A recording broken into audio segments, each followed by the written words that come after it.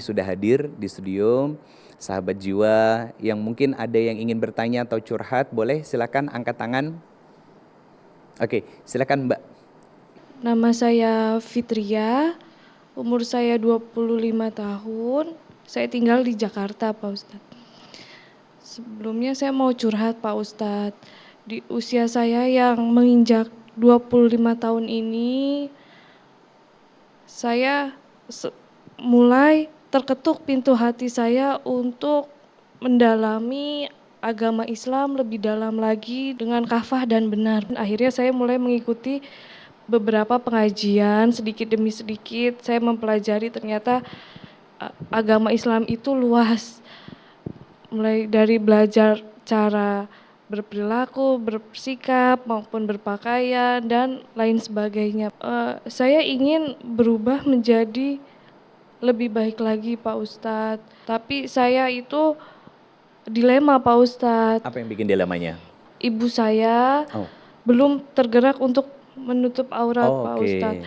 Saya takut nanti ibu saya jadi bahan omongan tetangga. Kalau semisal saya mulai memperbaiki diri saya dulu, tapi ibu saya belum memperbaiki diri.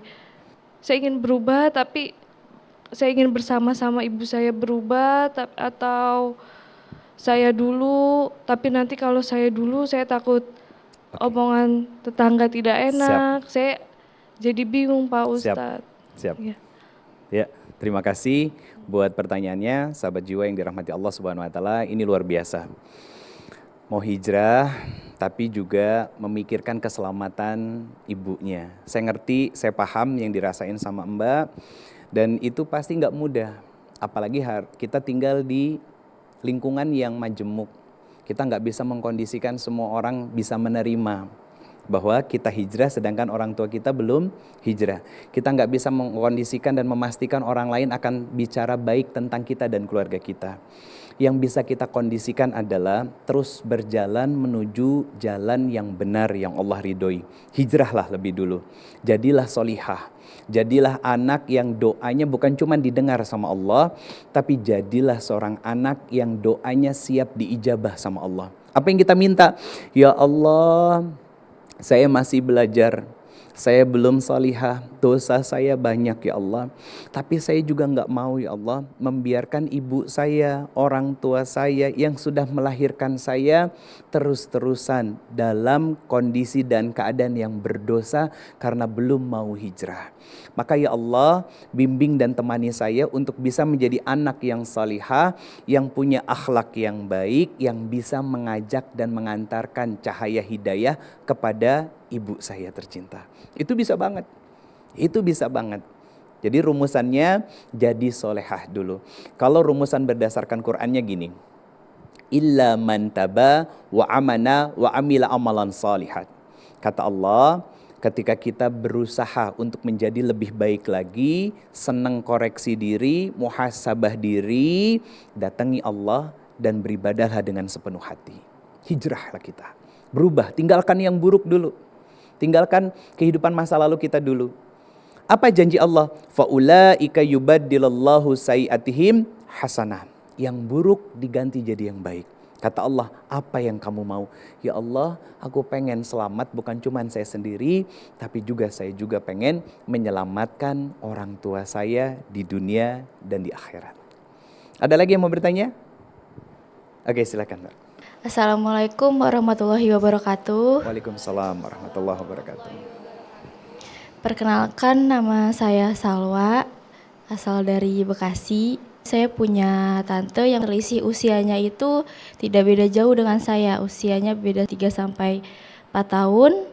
Jadi kehidupan tante saya itu bisa dibilang kayak hedon gitu, seperti itu Pak Ustadz. Ya karena mungkin masih muda ya. Jadi saya sebagai keponakan ingin mengajak atau menuntun tante saya untuk berhijrah atau di jalan yang lebih baik gitu Pak Ustadz. Tapi tante saya itu menolak alasannya karena masih muda, nanti aja, mungkin nanti 50 tahun kayak gitu. Siap. Jadi masih ingin menikmati hidup seperti Masih pengen itu pasti. seneng-seneng Iya, ya? masih pengen seneng-seneng karena kan memang masih muda. Tapi kan usia itu tidak ada yang tahu ya Pak Ustadz. Misalkan besok kita diambil seperti itu kan. Baik. Nah, sebelum terlambat ini saya ingin mengajak tante saya untuk Oke. berbuat lebih baik. Jadi pertanyaan saya, bagaimana saya sebagai keponakan gitu Ya. ya, untuk mengajak tante saya berubah menjadi lebih baik. Jadi ayo berhijrah gitu sebelum terlambat, tidak menunggu usia gitu kan, hijrah ya Pak Ustadz. Baik, Oke, siap. terima kasih Pak Ustadz. Wassalamualaikum warahmatullahi wabarakatuh. Waalaikumsalam warahmatullahi wabarakatuh. Masya Allah. Poin pertama, Quran surat Al-Qasas, surat ke-28 ayat 56. Ini ayat yang merupakan hiburan kepada Rasulullah SAW dari Allah. Singkatnya, Allah memberikan nasihat kepada Rasulullah SAW bahwa kamu tidak bisa memberikan hidayah kepada orang yang kamu cintai, tapi Allah memberikan hidayah kepada siapa hambanya yang dikehendaki. Apa maksudnya? Pelajaran sederhananya gini, kita ajak keluarga kita, tante kita, ya, siapapun orang-orang yang kita cintai, yuk kita hijrah bersama. Kita taat sama Allah. Tapi nggak bisa kita maksain mereka untuk mengikuti apa yang menjadi ajakan kita. Kenapa? Karena taufik dan hidayah itu mutlak pemberian dari Allah Subhanahu wa taala. Ada satu tugas yang sering kita lupakan setelah kita menasehati dan mengingatkan teman-teman kita. Apa? Atau orang-orang yang kita cintai. Apa itu? Mendoakan mereka. Mendoakan mereka. Itu yang sering kita lupain. Karena ketika males, dia mah susah dinasehatin, dia mah nggak mau dikasih taunya, dia mah keras kepala, dia mah batu dan lain sebagainya. Kita sudah stop di situ. Padahal ada satu amalan yang Nabi memberikan sebuah jaminan ketika kita mendoakan kebaikan buat orang lain dan dia tidak mengetahuinya, maka datang malaikat mengaminkan doa itu dan doa itu pun kembali kepada kita. Nah, kira-kira sahabat jiwa yang dirahmati Allah Subhanahu wa taala, kalau sudah tahu hadis kayak begini, pengennya doain yang baik atau doain yang buruk buat orang lain?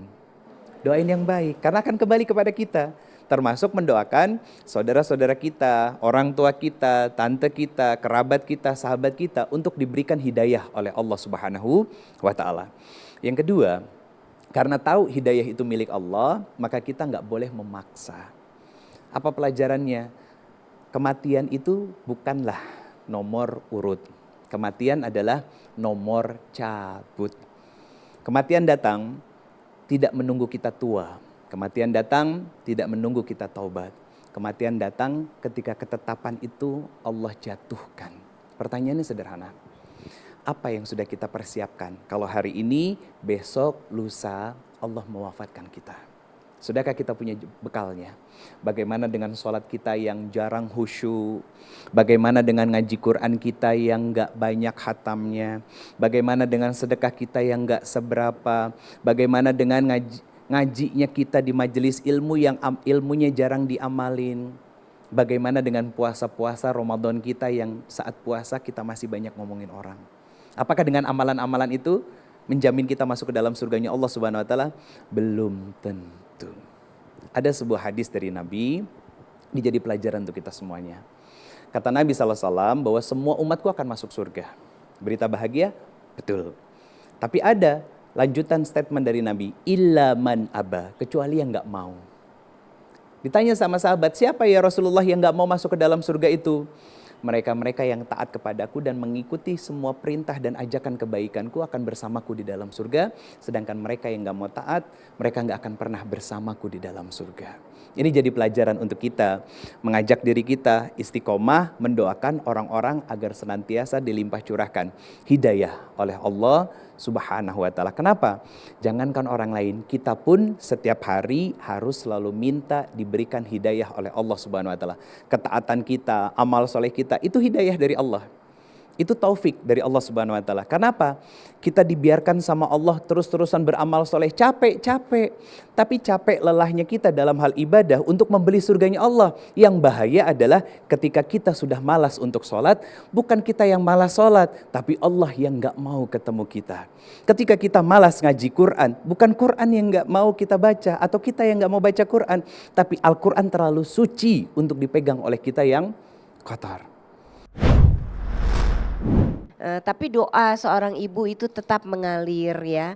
Jadi doa kita untuk siapapun, para sahabat atau anak atau saudara, itu selalu kita panjatkan.